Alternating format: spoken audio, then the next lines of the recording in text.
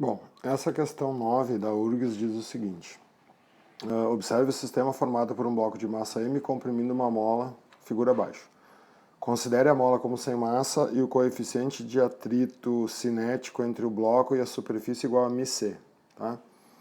Qual deve ser a compressão x da mola para que o bloco deslize sem rolar sobre a superfície horizontal e pare no ponto distante 4x? O problema da URGS é sempre o mesmo, gurizada, é começar.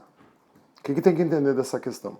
Quando a mola está aqui comprimida, a energia mecânica desse sistema é a energia potencial elástica, tá?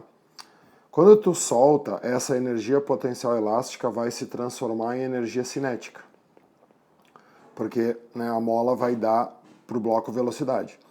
Só que conforme tu vai andando, o atrito rouba toda esta velocidade, tanto é que chega aqui a velocidade vale zero. Então, se a velocidade vale zero aqui, a energia mecânica nesse ponto vale zero. Então, o que o atrito realizou aqui? O atrito realizou um trabalho. O atrito roubou toda a energia que o bloco tinha. E qual é a energia que ele tinha? Ele tinha a potencial elástica. Então, o jeito mais rápido, mais simples de resolver essa questão é fazer o seguinte, ó. O trabalho da força de atrito é igual à energia potencial elástica, porque ele acabou roubando toda a energia do sistema. O trabalho da força de atrito é a força de atrito vezes a distância que ele percorre. E a energia potencial elástica é kx² sobre 2. Força de atrito é o coeficiente μ vezes a normal. Então é o μc vezes a normal. Qual é o deslocamento que ele anda? Cuidado. Ele vai do menos x até o 4x. Então o deslocamento dele é 5x.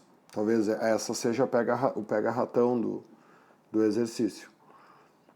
Que é igual a k vezes x² sobre 2. Então já dá para cortar esse x com esse quadrado. O 2 passa para lá, então 2 vezes 5 fica 10. Então eu vou ter 10 vezes o μc. Quem que é a normal? Como aqui nós estamos no plano horizontal, a normal é igual ao peso. Então a normal fica m vezes g, igual a k vezes x. E aí, como ele quer o x, como ele quer a deformação, basta passar o k dividindo. Então fica 10 μc vezes m vezes g sobre k, igual ao x, que é a deformação da mola, tá? Então, letra E. Beleza? É normal na URGS terem questões na prova muito difíceis de serem feitas, tá? 2 ou 3 por prova. Em 2015 é essa questão 14, tá? Essa questão 14 ela é nível 3º grau. Sob condições de pressão constante, uma certa quantidade de calor Q fornecida a um gás ideal monoatômico eleva a sua temperatura em ΔT. Então, olha só, sob condições de pressão constante, então é uma transformação isobárica.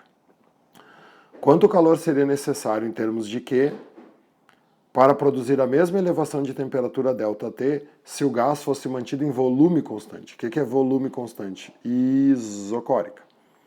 Então, olha só, qual é que é a dificuldade aqui, tá? A primeira transformação é isobárica. A isobárica é aquela transformação que usa as equações completas. Então, na isobárica, a variação de energia interna é igual à quantidade de calor menos o trabalho. O que conecta essas duas transformações, tá? Porque tu vai fazer uma isobárica e depois tu vai fazer uma isocórica, né? O que ele falou? O que ele falou? Ele falou que ele quer que a variação de temperatura seja a mesma. Então a variação de temperatura da isobárica tem que ser a mesma da isocórica. Então eu tenho que dar um jeito de pegar essas equações e fazer tudo em função da variação de temperatura. Então, se eu isolo aqui a quantidade de calor, ó, na isobárica, a quantidade de calor é a variação de energia interna mais o trabalho, certo? Aí que vem a dificuldade. A gente aprendeu que a energia interna de um gás é 3 meios de nRT, certo? Se você quiser a fórmula do ΔU, se você colocar aqui ó, na frente dessa fórmula ΔU, basta você colocar aqui na frente ΔT. Então você tem a fórmula da variação da energia interna. Então, a quantidade de calor Q vai ser 3 meios de nRΔT, mais o trabalho. Né? Mas como que eu vou fazer o trabalho, né? Como que eu vou escrever o trabalho em função da temperatura? Muito bem. A gente sabe que trabalho é pressão vezes variação de volume na isobárica. E que PV é igual a nRT, equação de Clapeyron. Como na isobárica a pressão é a mesma e só varia o volume, o raciocínio é o mesmo. Ó. Se aqui você coloca ΔV, aqui você vai ter que colocar ΔT. E aí P vezes ΔV é o trabalho. Então na transformação isobárica, só na transformação isobárica, tu pode escrever que o trabalho é NR∆T. Mas essa conclusão é uma conclusão muito difícil de chegar, tá? Por isso que essa questão é um nível muito avançado. Então eu posso substituir o trabalho por NR∆T, mas isso só funciona na isobárica. Tá, daí o que vai acontecer aqui, né? 3 meios mais 1 é 5 meios. Então eu vou ter que a quantidade de calor é 5 meios de NR∆T, mas eu tenho que isolar o ΔT, porque é o ΔT que é igual.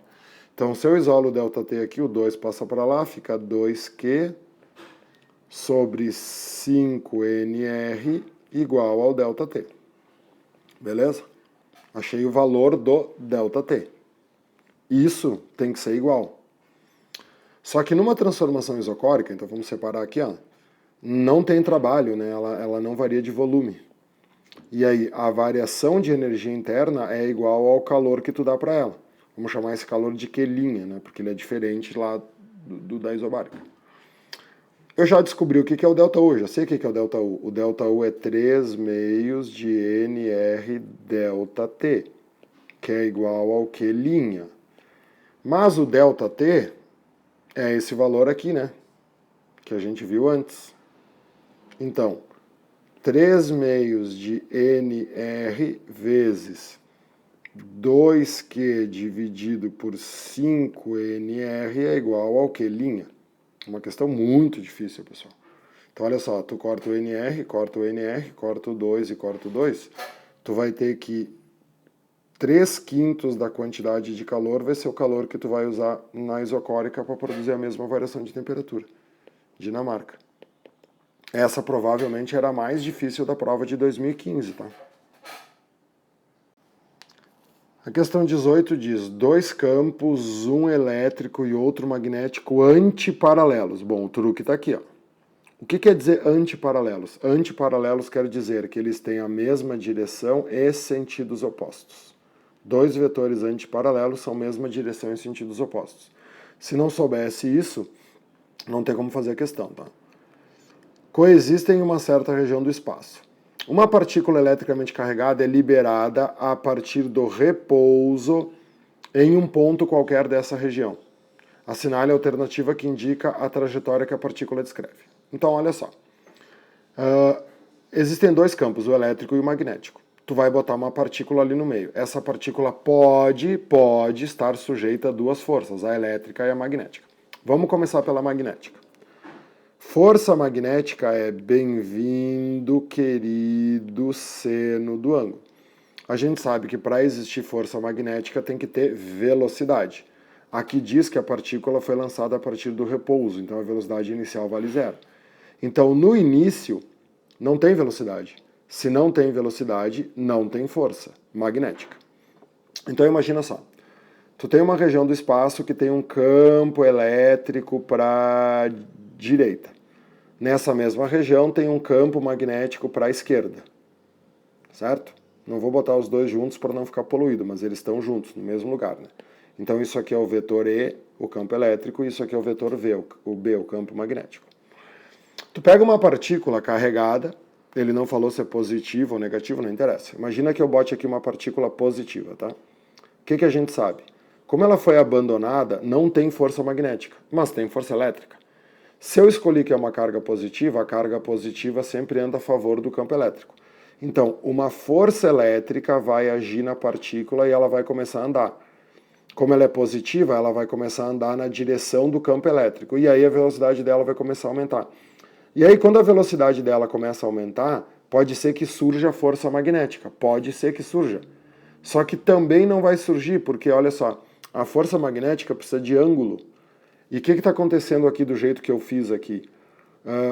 O ângulo entre a velocidade e o campo magnético vai ser 180, né? A partícula está andando para a direita e o campo magnético está para a esquerda. O ângulo é 180. O que a gente aprendeu? Sempre que a velocidade e o campo são paralelos, não interessa se o ângulo é 0 ou se o ângulo é 180, a força magnética vale 0.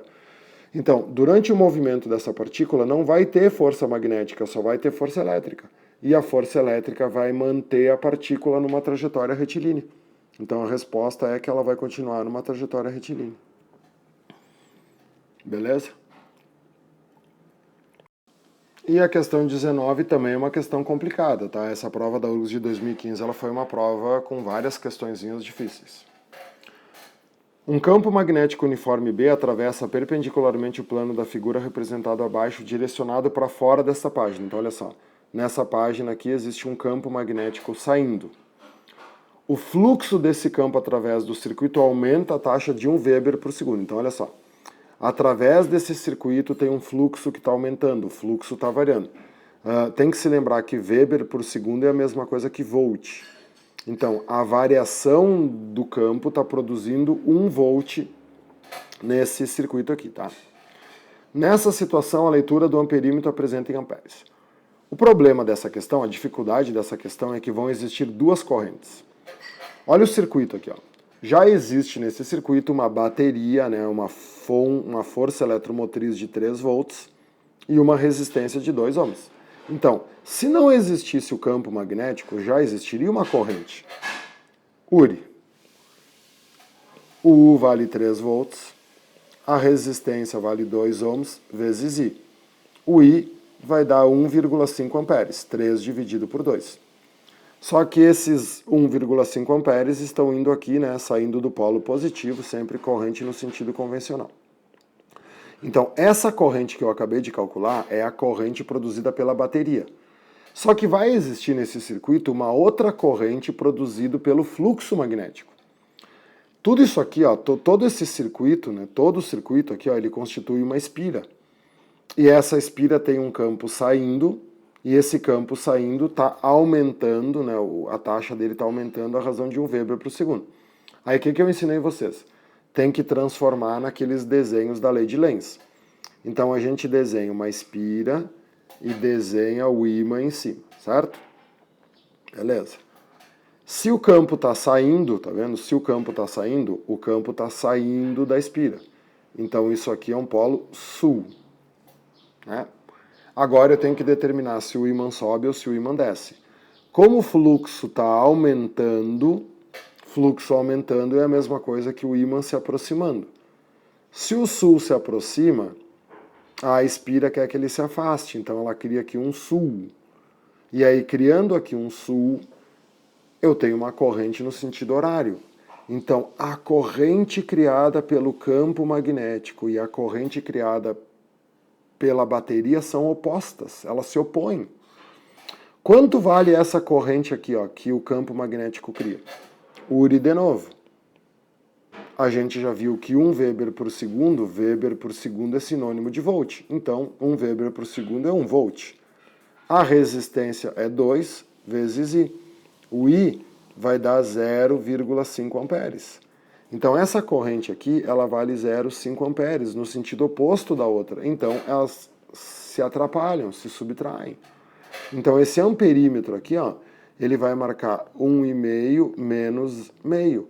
Esse amperímetro vai marcar 1 ampere, porque é uma contra a outra. Letra C. Bem difícil essa questão também, tá? Valeu, bom estudo.